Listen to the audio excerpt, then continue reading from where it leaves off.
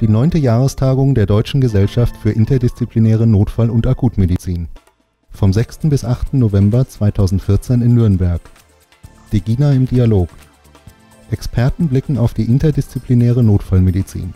Auf dem Kongress in Nürnberg erwartet Sie ein attraktives Programm mit Kursen und wissenschaftlichen Vorträgen. Erfahren Sie in den nächsten Minuten mehr über die internationalen Aspekte der Notfallmedizin. Heute im Interview zur Notfallmedizin in Amerika Professor Scott Weingart aus New York.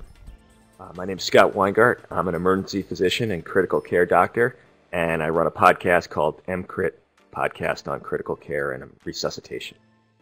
The hospital I'm at now is called Stony Brook. It's on eastern Long Island, about 30 miles outside of New York City. I don't work in standard emergency medicine. I have a 22-bed ED critical care unit, and that's the only place I staff. And patients arrive there from the standard ambulance. They are brought in by helicopter if they have severe trauma. But there's actually a few, because in America they can't just settle on one group. So there's actually 3 major societies that have meetings each year.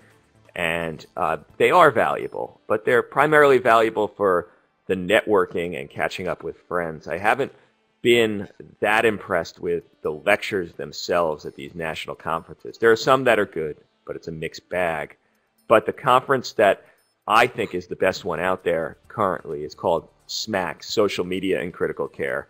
And that's a international conference. It's in its 3rd iteration, and that one is the one that I go to for lectures.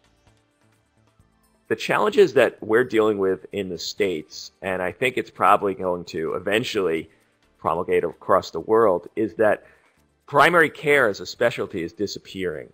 There's just no more primary care doctors to go through. When we finally funded, to some extent, a national insurance program that was supposed to get people primary care and not have to send them to the emergency department, and the money is no longer the problem. The problem is that there's no doctors to take care of these patients.